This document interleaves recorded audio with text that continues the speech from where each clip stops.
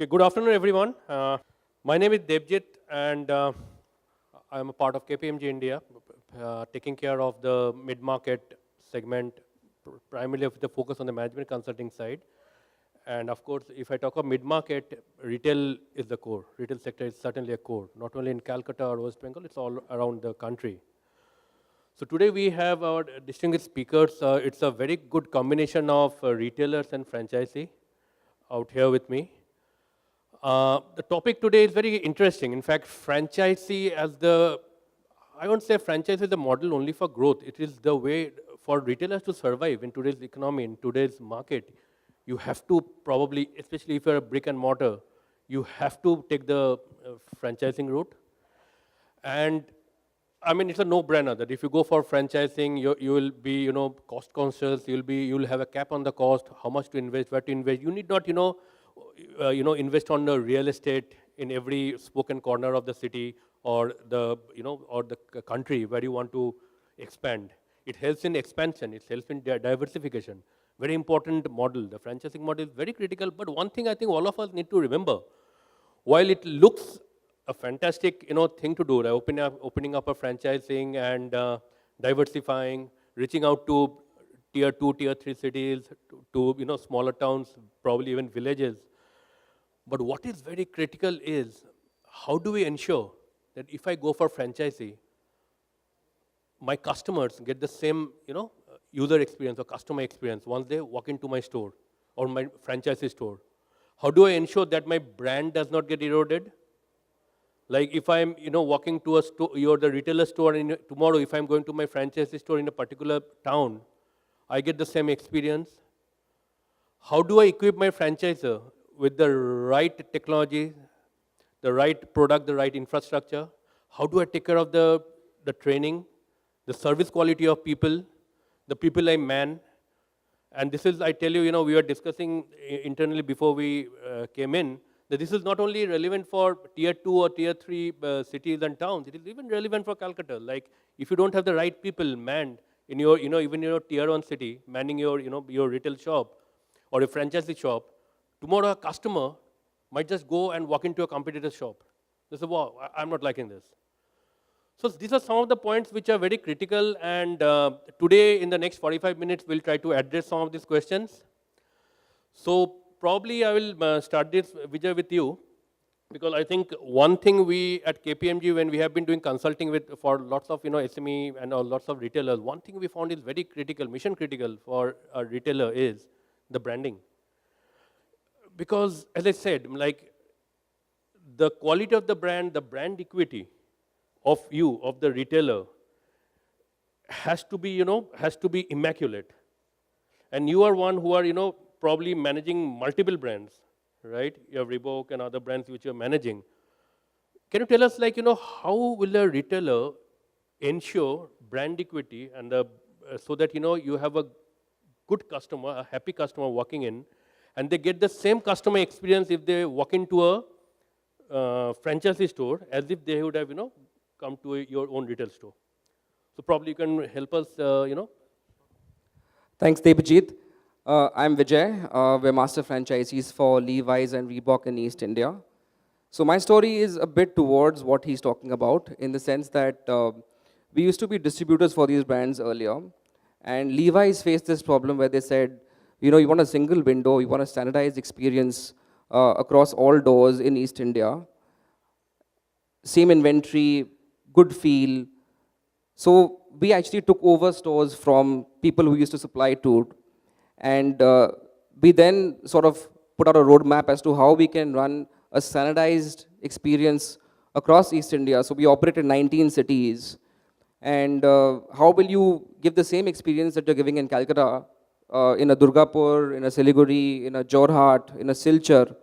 How can you give it the same experience? So the answer over here is invest heavily on your back end. Make sure the people who run this business essentially drive that goal of the brand.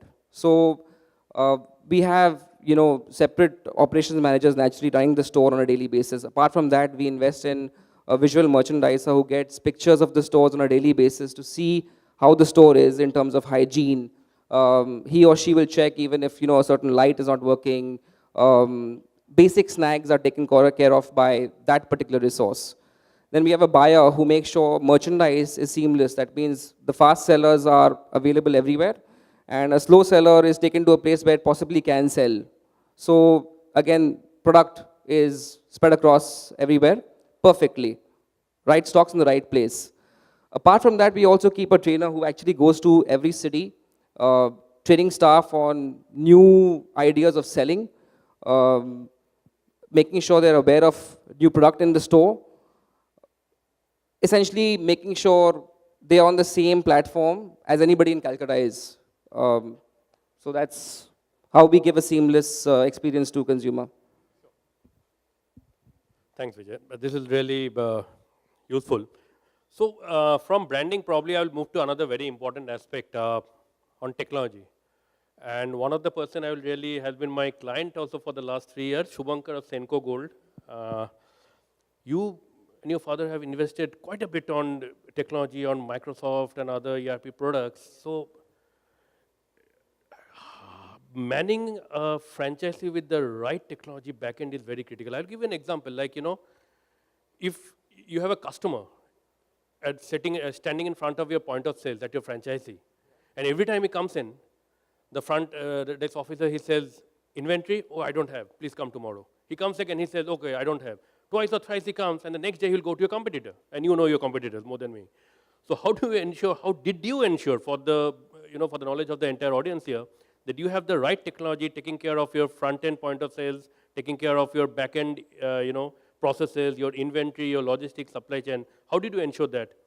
If you can just throw some 5-6 minutes light on that. So basically, we've been in this franchising business for the past 12, 13 years right now, and it's been a learning experience for us. We have evolved, we have made mistakes, we have learned, and we have tried to rectify those mistakes. So right now, we have invested in ERP, Microsoft AX, and we have implemented that not only in our stores, but also in the franchising. See, it comes out of various experiences. So over these past 13, 14 years, when we started off, our core focus was that why did we do franchising? It was to reach out to customers where we couldn't reach out on our own. So focusing on the tier 2 cities, tier 3 cities, where the competition was not there, customers wanted those kind of products but were not available. So say, for example, Hallmark pure jewelry. Maybe it was not available there. We took it there and customers grabbed it. So the first step towards franchising, the objective is get your products there where it's not there.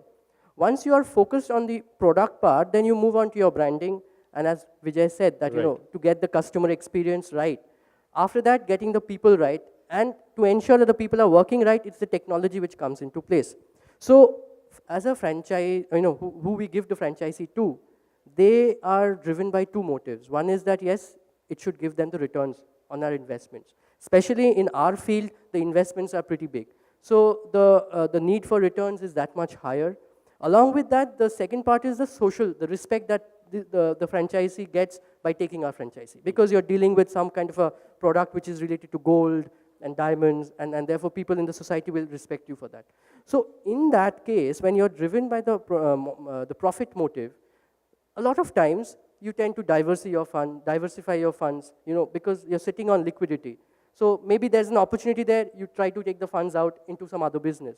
Or to take control of the inventory. Now, as you move on to the tier 2 and tier 3 cities, as you said, that manpower becomes very critical. Right. Quality manpower, training is important. But when you move on to a tier 3 or a tier 4 city, like say, for example, Katwa, where education, exposure, knowledge is not there, and you try to look for the right kind of people, maybe you will get some intelligent people. But to get that same alignment, it takes time. It will not happen overnight. Right. So to train them on the system, software, but you need technology. You can grow, but unless you have the back end strong, like he said, growth will fall apart. So we realized that yeah, as you grow, as your hands are growing, your legs are growing, if your head doesn't grow, then you become like a monkey. So, so you invest in technology, you take control of it. Your franchisee will invest money, he will expect returns, but maybe we want them to be interested in the business, but taking the right decision might not always happen. He might have other businesses, which is quite natural. His people might not be that interested. So you put in technology, you try to control the inventory, you see what is selling, what is not selling, and you control. We have had experiences in our product, it's very difficult to really control. So we have audits, we have mystery shopping. But for example, if you take products from somewhere outside and sell it as our product, it's very difficult for a customer to understand. So how do you control that? It is through technology. It is by giving your point of sales to them. It is by controlling their inventory and tracking. And then there are, banks are coming up with technology so that the funds that are achieved by the franchisee, that can be controlled by the franchisor as well.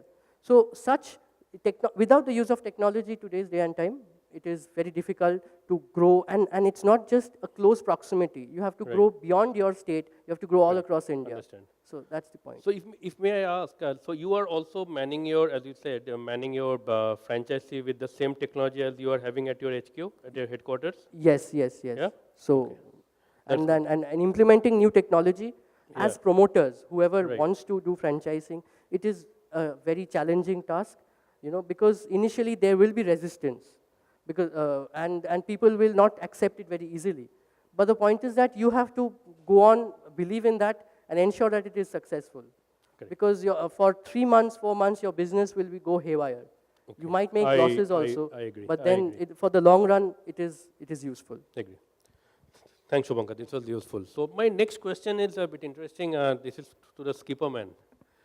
Tanay, you have e-commerce coming in, right? You have franchisee. What next? How do you marry the two? If I am, say, in a tier 2 city, I have my option to take e-commerce and go to the Flipkart or whatever the e-commerce is, and probably I also have an option to go to a shop, a franchise which is just close to my house. I am spoiled for choice. Which one do I take, and how do you ensure? And how do you? Rather, my question is, in today's world, with the advent of e-commerce, which is certainly a boon for all of us, including all of us on the stage, how do I take my franchisee model ahead and ensure that we have the right mix of e-commerce vis-a-vis the franchisee, either this or that or somewhere in between? Yeah. Very, very interesting question, Dipankar. So right now, I think all the discussion is on e-commerce and omni-channel. So none of us on the stage or none of us in the audience can actually ignore e-commerce. So what we are trying to do is we are trying to merge the e-commerce with our brick and mortar stores, with our franchise stores. So I think it will be very helpful for most of the people if they can actually be linked. It is a difficult proposition, but yeah, if by means of e-commerce we actually give business to our franchisees, they'll obviously be happy. So that is exactly what we're trying to do. We're trying to develop such a portal which is actually giving the kind of experience which is there in the store, but at the same time, the orders, the fulfillment should be done by the franchisees and not by the head office. Then only I think the franchisees will be able to survive. And that is how we can actually take both of them forward. Because initially when we started with e-commerce, we were there in most of the portals, all these Amazon, Flipkart, Snapdeal. So I started getting calls from my franchisees that if you guys are selling directly, how do we survive? How do we sell? So we never discounted our products. So that was a big thing. So that was support to the franchisees. Once a brand starts discounting their products, I don't think a franchisee can actually be selling the same product in the same store. But these days, if I go to these, especially these electronic stores, they just see the model number, Google it, buy it online, which is obviously cheaper with the discounting available. So I think one thing that we have to always keep in mind is we should not discount our brand. If we want to not just become an e-commerce brand, but also want to keep our franchise model alive. And at the same time, e-commerce should be supporting the franchisees in a way that they get some business out of it. Then I don't think there'll be any complaints, and that's how we can move forward. So you have a e-commerce, you have a, thanks for this. This really answers my question. But you have an e-commerce, you have a franchisee. Suppose you are planning to venture into a town or tier 3. Which one will you go for? Or what are the parameters you will take? Because you are investing in both, right? Yeah, Dipankar, for us, I think for home furnishings in particular, as a product, touch and feel still is very important. Since it is not something that you actually invest in, a customer does not invest in home furnishings daily. About maybe once in, the average turnaround is about once in 3 years. So if the customer is spending once in 3 years, he does not mind spending the amount of time also and spending the time to go in the store. At the same time, getting the actual look and feel of the product. I personally am still a very conservative man. I don't think e-commerce can provide the same touch and feel till now which a real store can provide. And at the same time, home furnishing as an industry is not that evolved, so the knowledge in the customers is not as strong as maybe apparel. Like I know what kind of a shirt I want, but I might not know what kind of a curtain I want in my room. That probably my wife or my mom has to decide. So at the same time, so the customer experience in the store, the expert advice, that is the salesperson in the store is very important in my industry at least. But yeah, in apparel, obviously it is changing, I believe. Will that be the same 7, 10 years down the line? My daughter is 13 years. He never goes to a retail shop. Everything she buys is on e-commerce. And sometimes, the SMS comes to me. Thanks for choosing as a whatever, It's a different thing that I have a cash on delivery, but That's what I say. It is changing, but yeah, you have to be present in both the places. You cannot be just on e-commerce or just on physical stores. Both have to grow simultaneously. then you evaluate which one to take, based on the circumstance, the customer segment. I think you have to do both. What my perception is, give your physical stores a support from e-commerce. Don't make e-commerce your physical stores. Right. That is my perception on it. I agree. That's a good point. So thanks for this, Tanay. So I will probably go to another interesting aspect here. And Sitangshu, I think you're the right guy for this. Turtle, and you certainly have a scenario where you have multiple brands, franchisee handling multiple brands. Yours and XYZ, whatever they are. How do you motivate the franchisee, or how do you make them sell for you? How do they get that appeal that, look, I have to sell a Turtle? And how to monitor the performance?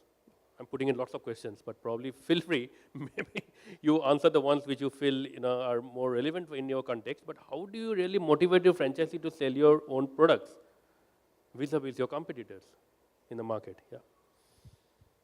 Hi, good afternoon, everyone. So it's very interesting because, we've expanded a lot through franchisee. Almost 80% of our stores are franchised across the country. We've had franchisees who started with us, one store, now run 20 stores, 30 stores of multiple brands. We've had franchisees who were big earlier and we added on as one of the brands in their portfolio. We've also had situations where we've had a franchise only running Turtle stores. So he started with one, he has 4 now, and he's happy. So addressing your first question, how do you keep them motivated? I think it's very important to keep evolving as a brand. Unfortunately or fortunately in the Indian context, when a foreign brand comes in and starts franchising, it's very lucrative simply because it's a foreign brand. So with that mindset, how do you convince your franchisee that, okay, don't do a store of XYZ brand and do another Turtle store in this location? So I think you have to create enough aspiration for your own brand so that it's perceived somewhere in the market to be very aspirational, even competing with the foreign names. And obviously the ROI aspect, which Shubhankar spoke about. So if your brand is delivering more than a 20-25% return every year on the investment, I'm sure that any franchisee in the right frame of mind will invest, because even getting brands or competing brands might not always be very viable, because they might have their own set of parameters. They might need bigger store spaces, bigger investments. So the ROI might make sense, it might not. So one is obviously evolution of your own brand, your own product. Second is the connect, the human connect, because like Turtle is a owner-driven professional company, but I still know each one of my franchisees by name. I'm connected to them through my WhatsApp, through the phone. Anytime they face any issue, they can connect directly to me or to my team. So I think that connect really makes a huge difference in comfort. So they know that if the times are tough, or if there's a lean period going on and they require certain support from the company, more often they will get it if it's logical and within reason. Whereas, if you're working with a corporate setup, the time lag or, the interests vary. And you might not have the connect directly with the right kind of people. You're being in a smaller town as a franchisee. So I think that's very interesting. It's the motivation is also from the other aspect. If one guy, started with one total store and now has, say, 20 stores, his focus or his attention to my store or my brand diminishes. And unfortunately, a lot of franchisees don't understand in investing into a team because they are also a promoter-driven setup. So they're like, why should I hire a 3 lakh, 4 lakh rupee salaried guy to manage 5, 10 stores? I'll just do it on my own. I'll visit on my own. I'll get my bhatija, I'll get my nephew, and we'll do it as a family setup. But that skill set for actually managing retail operation is not always inborn into everyone. It has to be a lot of training, formal education. A lot of processes have to be flown, the brand philosophy. So we see that a lot of franchisees, the sales start to drop simply because of this reason that they've expanded into a lot of brands, into a lot of stores, but they haven't built up the infrastructure within to support that. So we come back to them and say that, boss, okay, either you build your team and build set up so that my sales come back on track, or we part ways with them and we try to get somebody new. So we've got so many instances where we've been running a store 4 years, 5 years old. We've got in fresh blood, a new franchisee, he has that hunger for selling and for making money. And we've seen sales shoot up 30%, 40% in a 5-year-old store. So I think franchisee mindset and motivation makes a huge difference to a success of a store. Do you have any scheme like, even hospitals, mind you, are doing that. My top 10 doctors, say my top 5 franchises, reward them, take them to Bangkok or wherever, for a holiday. Are there some, models like that? I mean, you don't need to disclose if it is something private, but. No, sure. So, we do have a lot of schemes we run internally. Not particularly for the franchisees per se, but for the store team. So we have a super league system where monthly, whichever store does well gets rewarded. We recognize the store because, a franchise anyways has motivation enough. He's the business owner. So I think we focus more on the store teams and we reward them a lot. Good. Thanks a lot. This is interesting. So probably now I will go to an interesting brand and a name probably all of us in this room can relate to, Javed Habib. And we have Kohinoor here on stage with us. And Kohinoor, Javed Habib has been expanding to all tier 2, tier 3 cities and towns and doing big. The question out here is, say when you go to a tier 3 or a town, and how do you get the right manpower? How do you get the right people? And it's interesting, like how do you get the right people? Because service is very important, right? In your type of, it is important everywhere, but in your type of business, it is mission critical, right? And the name Javed Habib sells. So there you're going to a tier 3 or a town and you have to get the right set of people to man your store. Is it easy, or is there some trick you use, to get the right motivation, the right set of people? There is no trick, first and foremost. Thanks, Debjit, for the question. Javed Habib is 100% franchisee-owned network. We don't have any company-owned store. And it is purely a service-selling organization. We don't sell any products. What we have been doing is that instead of what you people mostly do is that you first set up a brand, you set up an organization, and then you start looking to the back end, how to get manpower and to build up the team and to run it. We did it the other way around. Javed started thinking of having 100 stores, 500 stores, 1,000 stores, almost a decade back or even earlier, 15, 20 years back, when none could even think of more than 2 salons or 3 salons in a city.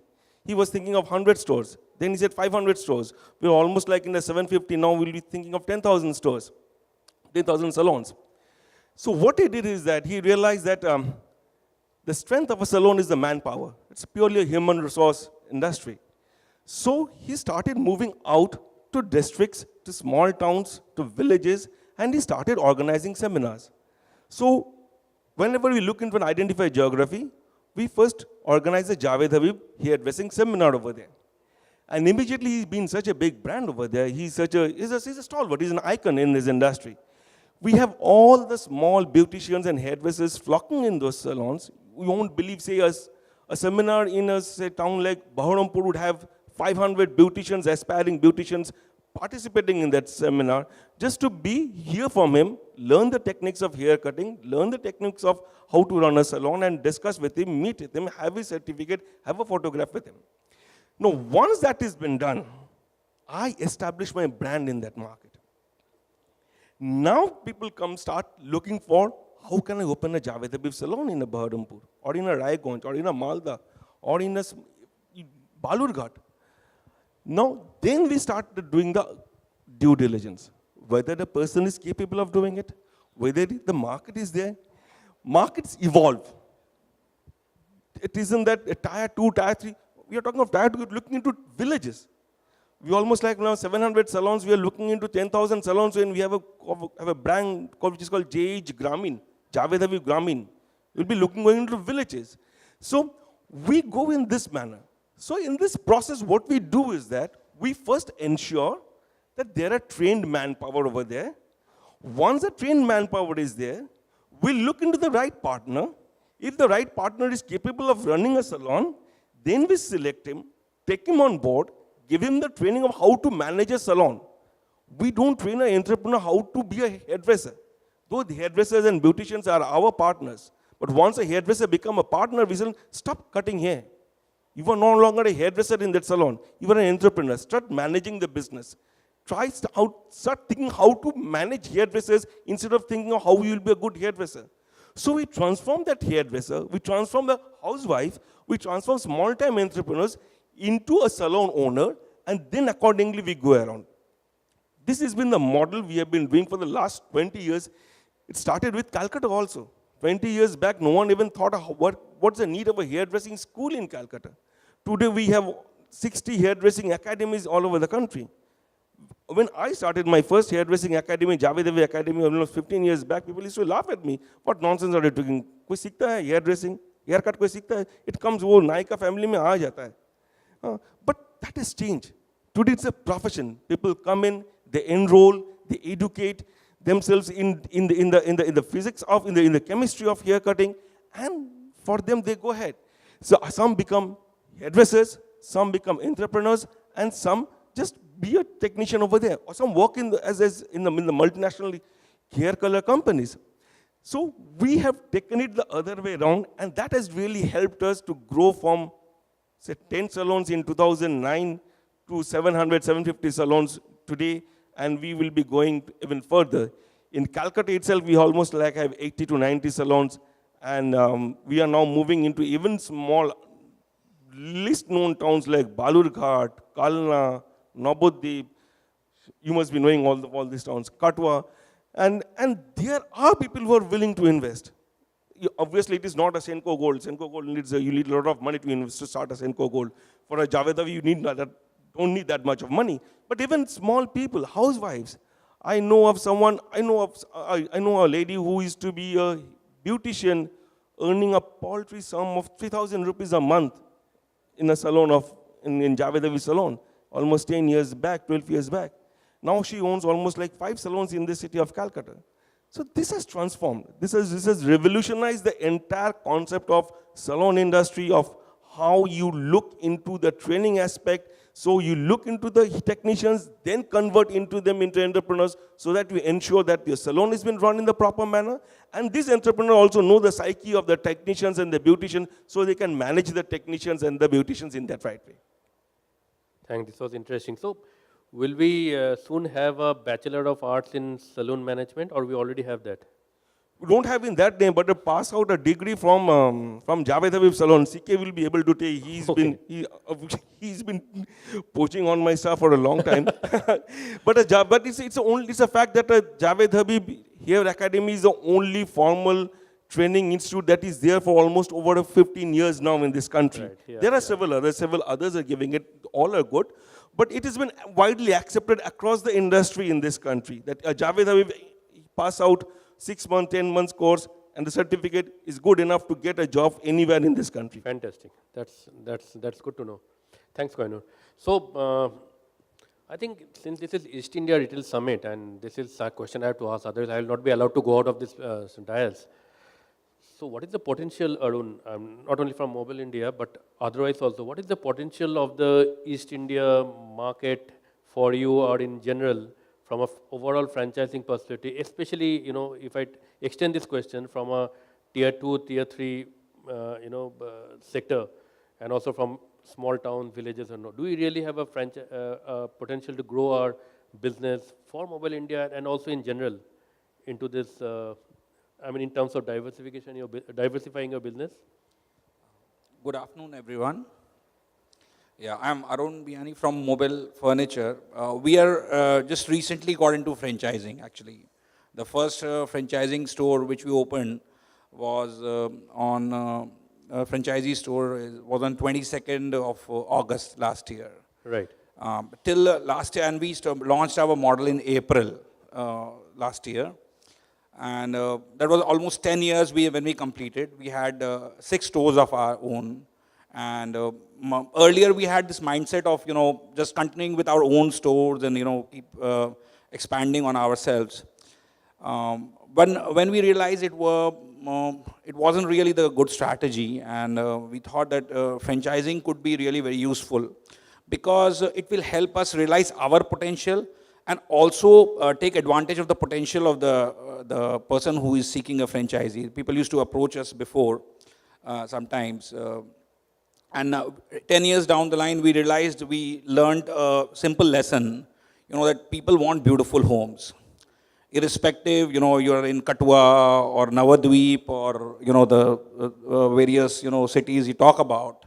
Everybody wants a beautiful home. And we are, people wanting to make beautiful homes and, really comfortable offices. And we are offering, very upmarket, innovative products, affordable. And with this, technology coming up, television, internet, and everything, and everybody aspires to see, when you see all these beautiful homes on the TV, but the people in these small towns, when they need to go to buy their stuff, they land up with these carpenter shops, with those typical velvet sofa covers and, those age-old products, and they're like, when they go to shop, they are like deprived of all this stuff, the kind of lifestyle they're looking forward. So I see a huge potential. I see a huge potential because of the basic liking of beautiful homes. It doesn't make much of a difference whether you're in Calcutta or you're in any other place. You definitely like a beautiful home for yourself where you are proud of. And for our, that's how we kind of looked at going to places where the presence is not there, where the markets are more virgin, the costs are lower, and retail space is not expensive, and where we can take benefit of our products and services. And we got fantastic response on that. First store we opened was in Patna, which is the biggest store in Bihar.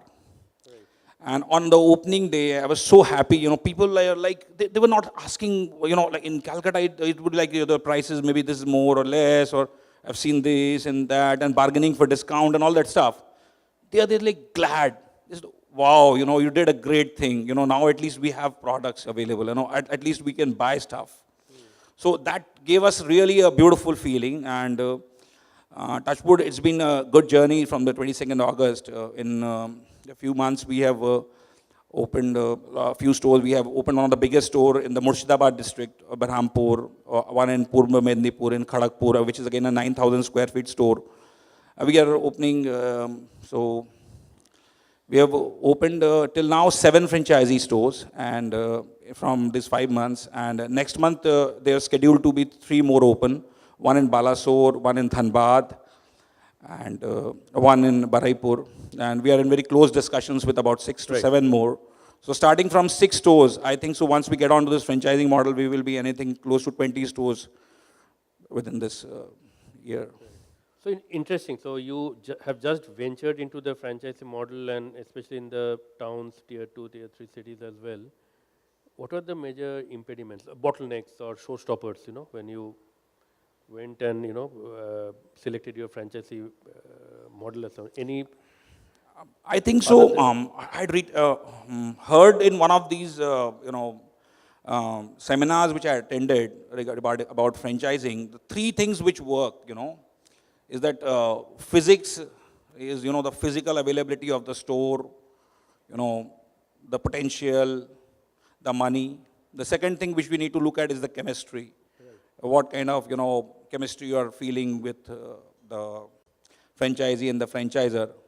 And finally, the most important part is the maths. So that needs to be worked out. Good, this is interesting. So probably maybe the last question to you. And so other than poaching people from Habib's, I won't really ask you the question on that. It will be a controversial topic. But maybe I will probably ask you, what is the role of women, not only in the service sector, in a typical, a franchisee model, especially if you are, diversifying into the smaller towns, tier 2, tier 3 cities, and even in the main city. Do you think they add some real value in some of the areas which probably otherwise, we don't get? I'm not getting into a men versus woman type of question out here, but it's more of something where, something about Mary, which you found was more interesting. Yeah. The beginning of Naturals is my wife Veena's refusal to continue as a housewife. And that's how the whole journey of Naturals began in 2000. And it is more her business which I joined after some 6 years. I joined her business and started building together. So if you ask me, women's role, and today after 525 stores we have more than 300 plus women entrepreneurs as franchise partners. And more than 400 of our stores are managed by women.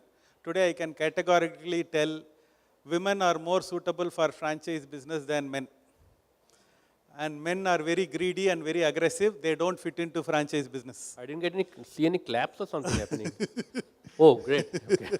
Thanks. Okay. Women are very focused. This is a hospitality business. They get into detail. They are ready to work in a framework. So to that extent, on hindsight, I feel we have chosen a right model in terms of women entrepreneur, though that was not designed, it was more by default we started off in the beginning. One of my very interesting learning for me was when I opened my 8th salon in Karur, a small town near Coimbatore. An elderly looking woman, she came to Coimbatore and she said, I want to open a salon in Karur. I said, ma'am, Karur is not ready. She was very persistent. She called next time also. We went to Karur and we shortlisted a place, and then she called me home. As I walked in, I realized left-hand side there was a BMW and right-hand side was a Mercedes-Benz, and few more small cars were standing. I was thinking, why is this lady wanting to open a natural salon? Anyway, I went inside, met her husband, 2 daughter-in-law sons, and realized if they lose 30 lakh also, it will not affect this family, let us open. I opened the salon. 1 year later, she called me. She said, thank you. I said, for what? She said, this month I have made 50,000 rupees as profit. For that, thank you. At any given point of time, my house will have 10 lakhs in cash, not jewels, not holdings, not documents. For every money I spend, I have to give accounts to my husband and to my 2 sons. This is my money. I can spend the way in which I want. I said, you have made my day. The best fashion statement you can make is standing on your own legs. The day this hall is filled with 50% of the women, rather than the 15% now, I feel that day the women in India has arrived and the country can reach great heights. Great. Very good statement. Thanks for that.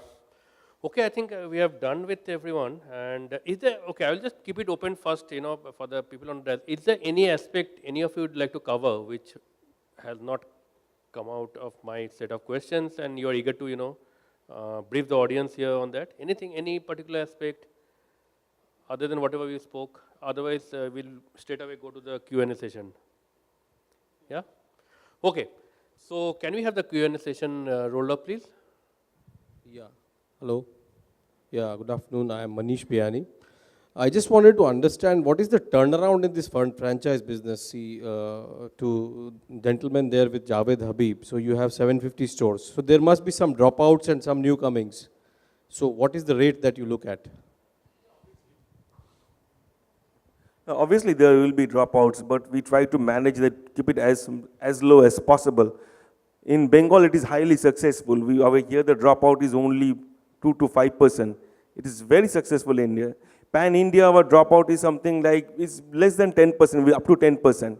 But that, I think, is considerably good, because when you are looking into a business which used to be one store businesses, and from there you're moving into a franchisee mode, and you bring in entrepreneurs who have very high expectations and high enthusiasm. That's the challenge of to manage first-time entrepreneurs. They have very high enthusiasm, but they are not willing to accept that there are times in the business when the money wouldn't be sinking in. So when managing those aspirations become difficult, and that time we have the failures. But so briefings are there, but the turnaround for a successful salon, 1 year we take is that we tell all investors, or we don't, first of all, we don't cater to investors. We want partners, franchisee partners who will run the business. And we tell them that go through the business for 1 year, then we'll understand what are the ups and downs and the cycles of the business are. And by the time God's grace, the brand loyalty and for brand, they earn that amount of money and they come back again and said, "Dusra jagah kahan pe hai?" When I open a second franchisee. Unfortunately, in Calcutta or in Bengal, we hardly have that much of space, but they do come around and they come back and say, "I need the second franchisee." So till now, we have managed to keep the failure levels within decent levels. Thank you. Any other questions? I think it's a question out here. Yeah, this is a question to Mr. Sen. In a franchisee model in an industry like jewelry, how do we keep control over especially in jewelry, when it comes to jewelry, the two most important things are the trust and the quality, and the personalization which is involved. Even in franchisee model, if a person has to run a jewelry business, he has to keep a personal touch with the consumers. So how do we keep a control on the quality and the trust which is being provided by a franchisee to a consumer in an industry like jewelry, which is very sensitive in terms of trust? So as far as trust of the consumer is concerned, in the olden days, maybe that personal touch was important. It still is. So today's modern marketing is not about just branding. It is important. The brand is important because people should be aware of your brand. The trust is built on that brand. But to get that relationship, database, analytics, those are becoming the in thing right now. The key that all big marketing companies, right from the big FMCG companies also, they are focusing on getting directly to the customer. That's the reason why Facebook, Google, all these, using social media, why you should know who you are talking to. So now with the new generation and all of it, we also are focusing on getting more and more data, getting more and more customers, trying to ensure that we can satisfy them so that through them we can get 10 more customers. So that's how the relationship aspect is getting. As far as the other part you said was quality. I said, say if a person is a franchisee owner and he in a way conducts a jewelry franchisee, especially of Senco Gold. So when it comes to jewelry, there are a lot of quality issues, say hallmarking, certification, and the products which are there are a lot of customization involved and all those things. So how do we keep a control on the owners or the employees of the franchisee so that the product which Senco wants to deliver to the consumers actually gets delivered through a franchisee? So to cover the second part of it, it's becoming very important to do training. Because you can have the best products or you can have the capabilities, but you need to pass on that knowledge to people who's facing the customer. So when it's your own store, I personally would know that 5 years back, we were focusing more on products. But today, we are like, fine, products is fine. Everyone can keep the same kind of product, but everyone cannot give you the same kind of experience.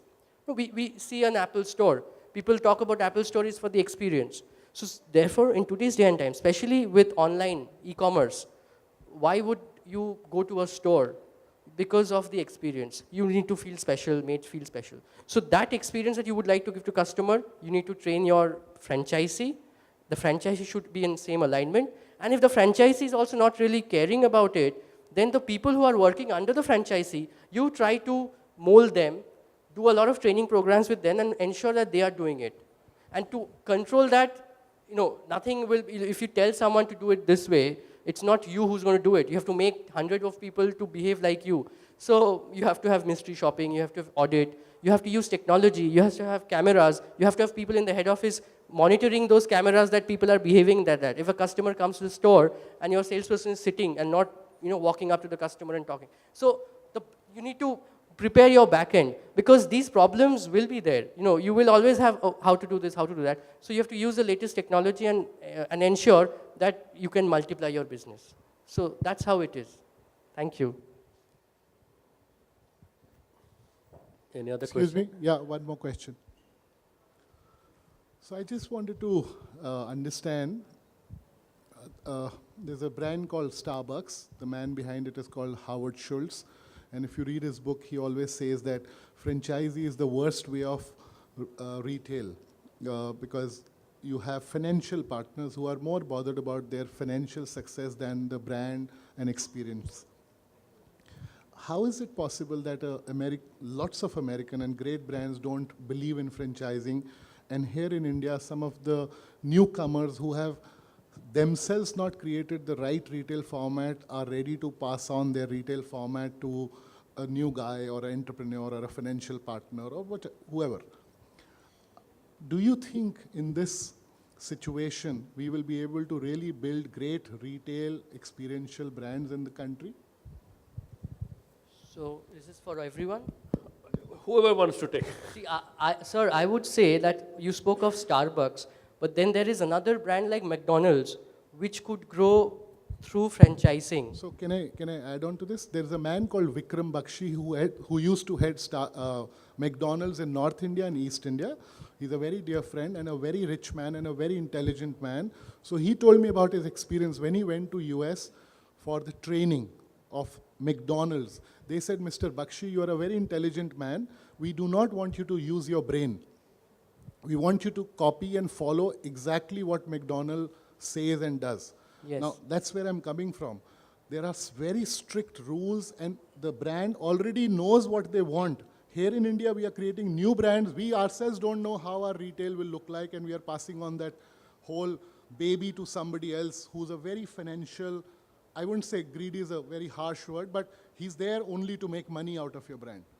So, why I spoke of McDonald's in US, forget about McDonald's coming to India.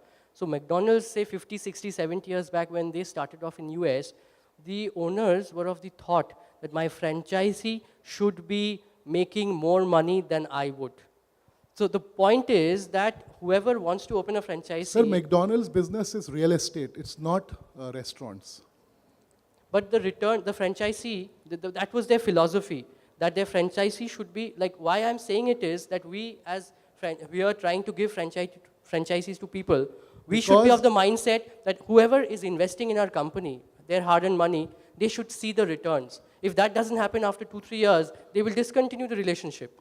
So the point is that it is up to us to make sure whether we want to make our business model long-term sustainable or we are thinking short-term and we want to make more money out of the franchisee and then the relationship will follow. I think, sorry to intercept. Mr. Kumarvel's view on this. Maybe we can take this question offline. I mean, Shubhankar, I'm sure will be here for some time because we are short of time. Do we conclude or we can take one more question? I think we can take the questions offline. Okay. And thank you so much. Sure. Thank you so much. Can we have a round of applause for our panelist, our moderator?